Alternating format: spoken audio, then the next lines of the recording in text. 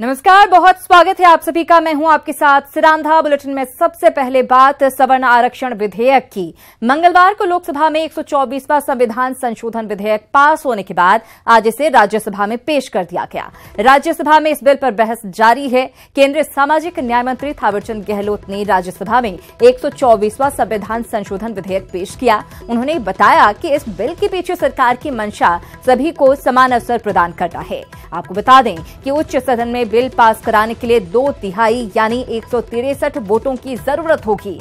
मौजूदा समय में राज्यसभा में बीजेपी गठबंधन के पास 88 सांसद हैं। इनके अलावा कांग्रेस के 50, सपा के 13, बीएसपी के 4, एनसीपी के 4 और आम आदमी पार्टी के 3 सांसदों ने बिल का समर्थन किया है। टीएमसी, अन्ना द्रमुक, बीजेड, टीडीपी और टीआरएस में से किसी एक सांसद के समर्थन करने पर राज्यसभा में ये बिल आसानी से पास हो जाएगा।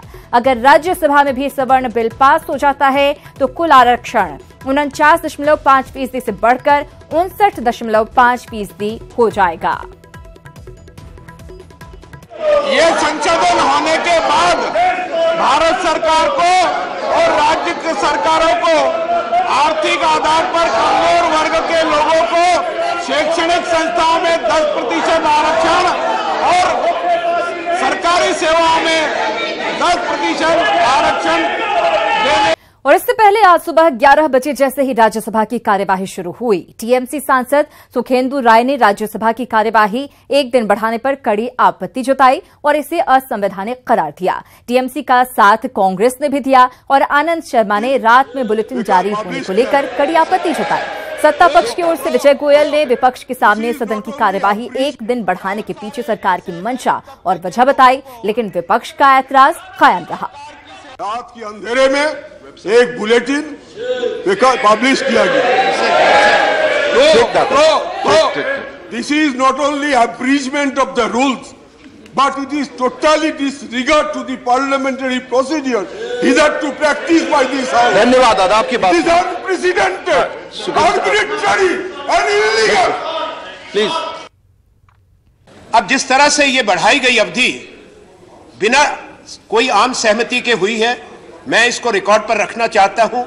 जहां तक पूरा प्रतिपक्ष है, हमने इसकी सहमति नहीं दी थी। सरकार की तरफ से प्रस्तावना है, ना ही बिजनेस एडवाइजरी काउंसिल में इस पे कोई निर्णय हुआ, ना ही कोई टाइम एलोकेट हुआ। दूसरी बात कि पहला एक बहुत लंबे समय के बाद एक ऐसी परिस्थिति है कि सरकार और विपक्ष में कोई वार्तालाप नहीं है, और अगर सदन नहीं चलता, सबसे बड़ी जिम्मेवारी पहले सरकार की बनती है। सरकार सहमति बनाए, सरकार विपक्ष से बात करे, चाहे किसी भी दल का कोई मुद्दा है, किसी राज्य का कोई विषय है, ये विपक्ष की जिम्मेवारी नहीं बनती। सरकार की तरफ से कोई कोशिश नहीं हुई सदन चलाने की, और उसके बाद बाहर जाकर विपक्ष को दोष दिया जाता है। 10 दिन हंगामे में चले गए, सदन चला नहीं, जनता हमको देख रही है, उसकी होनी चाहिए थी। और चिंता हम ये कर रहे हैं कि एक दिन हमने कार्य दिवस क्यों बढ़ा दिया, जबकि हमारे पास बहुत महत्वपूर्ण बिल है। और आज जिस बिल के ऊपर हम चर्चा करने जा रहे हैं, उसमें सब पार्टियों का ये कहना है कि हम इस बिल को, जो आर्थिक आरक्षण 10% मोदी सरकार देने जा रही है, उस बिल पर लगभग सबकी सहमति है। और ये अधिकार सरकार का और चेयरमैन का जाता है कि अगर सरकार कार्य दिवस को बढ़ाना चाहती है तो वो बढ़ा सके। मैं बताना चाहता हूं, रूल 266 के अंदर भी सरकार को पावर है। तो राज्यसभा में भी जबरदस्त हंगामा हो रहा है। वहीं सत्ता पक्ष की सफाई के बाद भी विपक्ष हंगामे पर अड़ा रहा, जिसके बाद चेयर ने खुद सफाई देते हुए कहा कि अगर सूचना देने में किसी तरह की चूक हुई है तो चेयर की निजी चूक है। मैंने जो कल 11 बजे तक के लिए हाउस एडजॉर्न किया, मेरी समझ में इसमें इंप्लाइड था कि एक दिन का एक्सटेंशन हुआ, चूंकि पहले भी बात हो रही थी। अगर यह चूक है, अगर यह चूक, आप इसको चूक मानते हैं तो एक मिनट, अगर आप इसको चूक मानते हैं तो मेरी समझ का चूक है, मेरी निजी चूक है।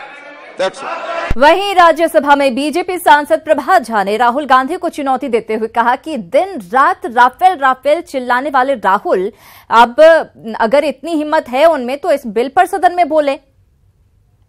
सपने में राहुल जी को सिर्फ राफेल राफेल क्यों नहीं हिम्मत है कि इस विधेयक पर बोलने आते हैं, आइए सामने और बोले इस विधेयक। आप मैं समझ रहा हूं कि मेरी इस भावना आप सबके एक एक के मन में एक दीप की तरह जलेगी और वह तमस हटाएगी। जिस दीप को बहुत पहले जलना था, उस दिए को अगर नरेंद्र मोदी ने जलाया है, प्रज्वलित किया है, तो उसके आलोक में, उसके उजाले में भारत के युवाओं को आने दीजिए। मैं समझता हूं, मेरी इस भावना को आप सभी लोग समझ गए होंगे। जय हिंद, जय भारत। वहीं जब प्रभात झा ने राहुल गांधी का नाम लिया तो कांग्रेस ने इस पर कड़ी आपत्ति जताई और राहुल का नाम रिकॉर्ड से हटाने की मांग की। आनंद शर्मा ने 10% आरक्षण बिल की शर्तों पर भी सवाल उठाए। और चलिए राज्यसभा का रुख कर लेते हैं। रविशंकर प्रसाद बोल रहे हैं। उसकी बात की यह रिपोर्ट 22 जुलाई 2010 को सबमिट की गई यूपीए सरकार के मंत्री को सरकार के विचार के लिए। किसने रोका था आपको? आप 10 में एक साल पहले दोबारा जीत के आए थे। आप हमसे तो बहुत सवाल पूछ रहे हैं, अभी क्यों ला रहे हैं, अभी क्यों ला रहे हैं। आपको किसने रोका था 10 में कार्रवाई नहीं करने के लिए? माननीय उपसभापति जी, मैं इस रिपोर्ट को पढ़ करके विस्तार से आपका सदन का समय नहीं लूंगा। सिर्फ एक बात कहूंगा, इसमें जो चेयरमैन थे मेजर जनरल सुनो, उन्होंने साफ लिखा है बाकी मेंबर्स के साथ कि हम लोग देश भर में गए, हर राज्य सरकार से बात किया, पूरे गैर आरक्षित वर्गों के इकोनॉमिक स्थिति का विचार किया, नेशनल सैंपल सर्वे डाटा का विचार किया और सब कुछ विचार करने के बाद हम ये आए हैं। उस सभापति जी, मैं आपने से एक सवाल पूछना चाहता हूं। हम सभी राजनीतिक कार्यकर्ता हैं, सभी लोग बैठे हैं, और मैं मानता हूं कि सभी लोगों ने अपने तरीके से देश को समझने की कोशिश की है। क्या यह सच्चाई नहीं है कि क्या अगड़े वर्ग के लोग क्या ब्राह्मण राजपूत मजदूर हैं कि नहीं? मैं बहुत विनम्रता से बोलना चाहता हूं। अच्छा, ठीक है, आपने नहीं देखा होगा, हम लोगों ने देखा है। कृपया बीच में टिक्का टिप्पणी न करें। माननीय मिस्त्री जी, सीट पर बैठकर टिक्का टिप्पणी करना, आप अनुभवी आदमी हैं, मुझे टिप्पणी नहीं। तो मैं ये कह रहा हूं कि क्या यह हमें बताइए आप कि कोई सरकार अगर जिम्मेवारी से काम करे। कृपया अपनी जगह बैठे। क्षेत्रों में पुनिया नहीं जाइए, देखिए कितने लोग सफाई कर्मी आप कृपया बहस को चलने दें। माननीय सभापति जी, मैं इस पर चर्चा नहीं करना चाहता, लेकिन ये सच्चाई है कि अगले वर्ग के लोग भी गरीबी में हैं। गांव में जाइए, आपको अगले वर्ग के लोग रिक्शा चलाते हुए मिलेंगे। मैं भी विद्यार्थी का करता रहा हूं, बहुत दिन हो गया जेपी मोर्चन से काम करते हुए। मैं इस सदन में कहता हूं, घूमता हूं तो देखता हूं कितने गरीब लोग हैं, उनको भी अवसर मिलना चाहिए। अगर हमारी सरकार ने आज सोचा है और बाकी सदन सोच रहा है, इसमें गलत क्या है? इस पर क्यों चर्चा होनी चाहिए? और अगर आपने 5 साल कोई काम नहीं किया तो हम कर रहे हैं तो सवाल उठा रहे हैं, इसका मतलब मुझे समझ में नहीं आ रहा। अच्छा होता आप ये कर देते, हमारे लिए काम नहीं छोड़ते। तो ये बात जाननी बहुत जरूरी है। तो रविशंकर प्रसाद इस वक्त राज्यसभा में अपना पक्ष रख रहे हैं। इधर इससे पहले जब प्रभात झा ने राहुल गांधी का नाम लिया तो कांग्रेस ने इस पर कड़ी आपत्ति जताई और राहुल का नाम रिकॉर्ड से हटाने की मांग की। आनंद शर्मा ने 10% आरक्षण बिल की शर्तों पर भी सवाल उठाए। नियमावली में यह स्पष्ट है कि कोई भी सदस्य जो इस सदन में अपनी बात कहेगा, वो किसी दूसरे सदन के सदस्य के बारे में ना तो आलोचना कर सकता है, ना कुछ कह सकता है। तो जो इन्होंने कहा है राहुल गांधी जी के बारे में, उसको कार्रवाई से तुरंत निकाला जाए। वो गौर करेंगे हम लोग, और मैं सबसे आग्रह करना चाहूंगा, निकाला जाए। पर आपको 4 साल 7 महीने, ये कुछ समझ में नहीं आ रहा कि वो क्या हो गया था 4 साल 7 महीने कि उसके बाद आप लाए हैं आखिरी सत्र के अंदर। ये आखिरी सत्र है, उसके बाद चुनाव है। अब इसमें कोई ज्यादा दूर जाने की जरूरत नहीं है। वास्तविकता यह है, सच्चाई सुनना जरूरी है। अभी महीना नहीं हुआ, 3 राज्यों ने इनको आशीर्वाद देके भेजा, राजस्थान, मध्य प्रदेश और छत्तीसगढ़ में, और बाकी 2 भी हारे।